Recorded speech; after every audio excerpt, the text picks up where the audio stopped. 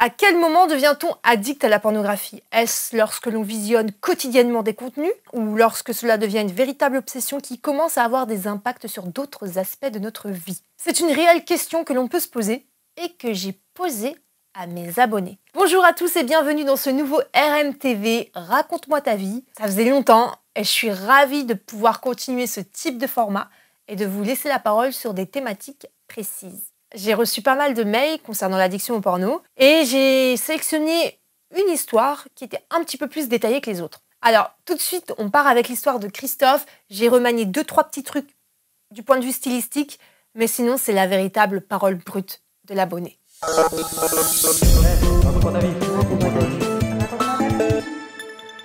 Comme un hors-la-loi en perpétuel apprentissage, à chaque fois que je me suis fait choper, j'ai appris comment progresser pour ne plus me faire reprendre.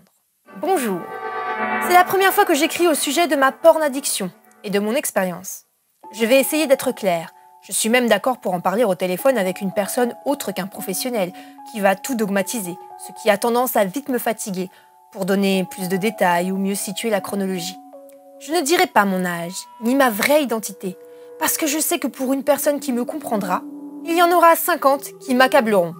Une info quand même, j'habite dans le Nord et j'ai connu l'Internet à 32 cas secondes. Au début, c'était au boulot. Je n'avais pas Internet chez moi. J'étais en alternance, c'était des photos et ma première recherche était Pamela Anderson nue. J'allais me masturber 3 à 4 fois par jour dans les WC. Cela a éveillé des soupçons. Et je me suis fait choper par le responsable informatique qui pouvait voir tous les sites visités avec le numéro de mon poste.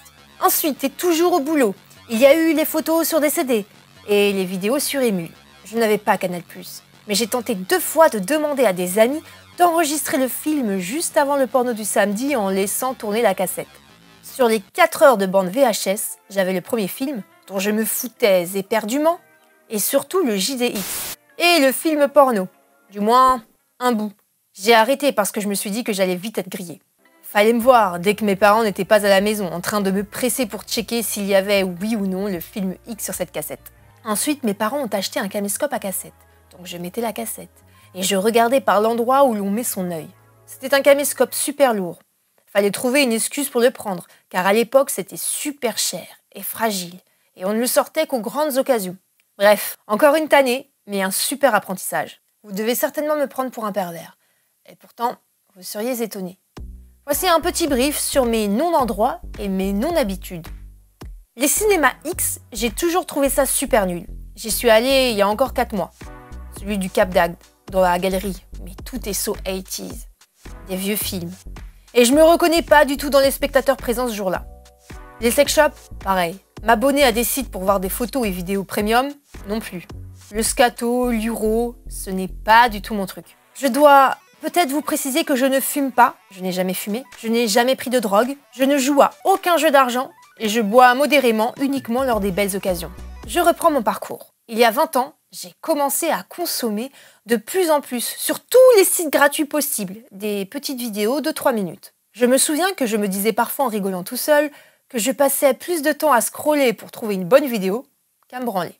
Aujourd'hui, je regarde dès que possible du porno type Browser sur Xhamster, Xvideo, Pornhub, qui ont de beaux moteurs de recherche internes avec des jolies filles entre apparemment 20 et 40 ans. Des filles d'aujourd'hui, et j'aime beaucoup le début de chaque vidéo, où on les voit habillées en mode Girls Next Door. Je commence à être calée en actrice porn. On est libertin avec ma compagne, mais ce n'est pas la même chose, comme si dans mon cerveau, il y a 2 délires différents. J'ai fait plein de trios, de gangbangs, de prostitution. Pourtant, on pourra penser le contraire, mais je prends soin tous les jours de ma femme par des petites attentions, et aussi de notre logis. Je suis un compagnon qui participe activement à la libérer de sa charge mentale. Je suis un défenseur actif des femmes. Dr Jekyll et Mr Hyde? Aujourd'hui, je consomme dès que possible. Je prépare, je programme, j'organise, ou carrément pas si je comprends qu'il y a une occasion d'aller me branler dans les toilettes. Par exemple, il va bientôt être la période des fêtes, et moins de monde au boulot. Je sais d'avance que je vais me masturber 4 fois par jour dans les toilettes du bureau. Je fais quand même face à quelques problèmes. Quand je me masturbe, je n'ai plus d'envie avec ma compagne. Il y a 10 jours, je me suis fait plaisir en solo, 2 fois le matin et 1 fois l'après-midi. Et ensuite, j'ai été voir une escorte trouvée sur un site internet pour une petite gâterie. Mais au bout de 15 minutes de pratique, je n'avais pas joué. Car plus rien dans le réservoir. Ça me coûte cher en temps de cerveau disponible. En argent, environ 300 € pour le mois de novembre. Toujours ces corps nouveaux, de jolies femmes, plus belles les unes que les autres. L'appétit vient en changeant? Ma compagne m'a déjà posé la question. Suis-je encore désirable? Au début de notre relation, alors que je regardais du porno comme depuis toujours, nous faisions l'amour plusieurs fois, sans aucun souci, ce qui m'a mené à 6 fois par jour, en additionnant les pornos et les rapports avec ma compagne. Je suis parfois irritable. Je ne regarde pas assez ma compagne quand elle est nue, car elle n'est pas ce genre de fille des vidéos à la plastique presque parfaite.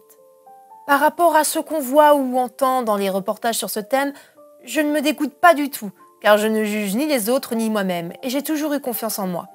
Je sais que je ne suis pas moche, pas un canon de beauté, mais je plais aux filles et j'aime séduire. Je ne suis pas du tout repliée sur moi-même, et j'ai une vie sociale et amicale bien remplie. Dans mon couple, il n'y a pas du tout d'humiliation, de violence, de domination. Ok, je suis peut-être un pervers, mais je n'ai pas honte, puisque ça ne regarde que moi. Pour conclure, on devient impuissant, incapable de faire l'amour à une femme qu'on a tant aimée, tant désirée, tant satisfaite avant. Quelle déchéance, quelle honte. Surtout qu'on voit bien qu'on l'a fait souffrir, qu'elle se pose plein de questions. Est-ce ma faute? Et sa souffrance nous bloque encore plus, et on lui en veut de ne pas comprendre. Les gens, surtout les anciennes générations, les boomers et les plus de 40 ans ont un regard négatif sur le porno, alors que beaucoup regardent du porno. Je pense qu'il faudrait arrêter avec ces jugements et désacraliser, parce que plus c'est interdit et plus ça peut donner envie d'aller voir. Il faudrait peut-être arrêter avec les grands mots comme dégradant, honteux, dépendance, pervers, drogue ou catastrophe, qui appâtent encore plus. La seule chose qui doit être mise en avant pour les acteurs et actrices, c'est le consentement. Je ne bande jamais devant un porno où je comprends que la fille est forcée. Si les générations futures ne sont pas jugées sur leur libido, alors beaucoup d'autres déviances psychosociales seront évitées. J'ai été long et je suis partie un peu dans tous les sens. Ce n'est pas facile en une traite de raconter sa vie. J'ai encore plein d'anecdotes, plus ou moins drôles. Je suis d'accord pour répondre à des questions. Je ne vous cacherai rien. Merci beaucoup Christophe pour ton témoignage et surtout ta franchise. Je vous demanderai dans les commentaires de rester quand même bienveillant, parce que le but ce n'est pas de descendre les gens qui ont été sincères, au contraire, de pouvoir débattre, de pouvoir donner son avis, mais de manière chill, sans malveillance, vraiment. J'insiste sur ce point-là, mais en général vous êtes quand même plutôt cool, donc merci. Je trouve qu'il y a pas mal de questionnements qui ont émergé de son témoignage, qui étaient liés à l'addiction au porno, mais pas que. Donc n'hésitez pas dans les commentaires à rebondir sur des choses que vous avez entendues. C'est fait pour ça. Pour le coup, suite à ce témoignage-là, j'ai voulu un petit peu approfondir et je lui ai posé quelques questions.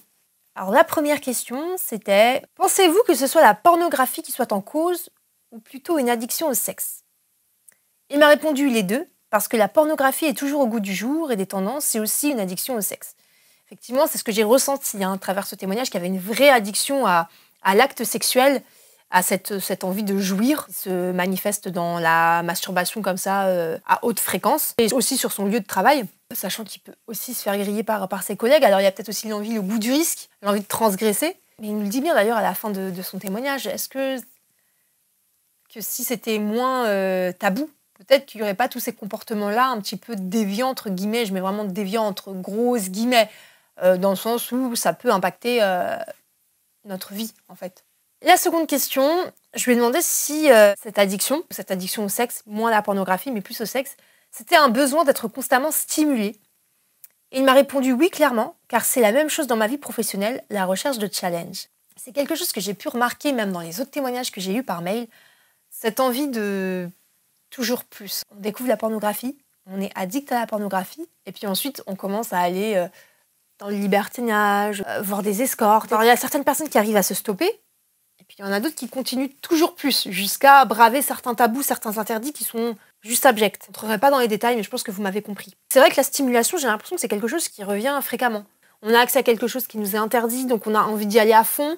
Peut-être que l'éducation aussi qu'on reçoit des parents, elle est assez stricte. On nous dit non, il ne faut pas coucher avant le mariage, il ne faut pas faire ceci, il ne faut pas faire cela. Alors évidemment, c'est plus des discours qu'on entend pour les filles, moins chez les garçons.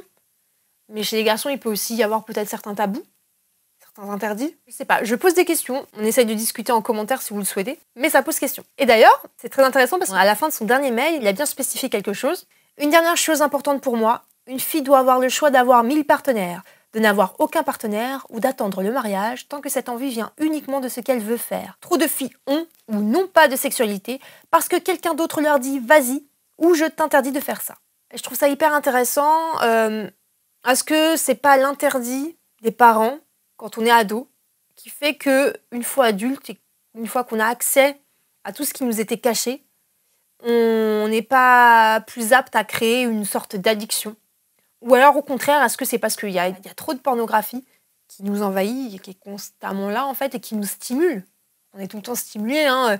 Les pubs au bad des meufs en soutif sur les abribus, on les a tous vus, hein, petits et tout. Donc est-ce que c'est pas cette espèce de stimulation constante dans les films, dans la pub, qui fait qu'on a toujours besoin de plus d'images, plus de sensations. Et on se contente finalement pas de ce qu'on a déjà. C'est des questions. Voilà, je pose ces questions-là, à vous d'en faire ce que vous voulez. Peut-être que ça va faire naître en vous quelques questionnements. Vous pouvez m'envoyer vos témoignages sur tout. Vraiment sur tout. Sexualité, pornographie, addiction, tabou. Je prends tout. Parce que n'oublions pas que cette chaîne à la base est ouverte. Alors certes, je traite beaucoup de tout ce qui a trait au porno, mais pas que, j'ai pas envie de m'enfermer là-dedans.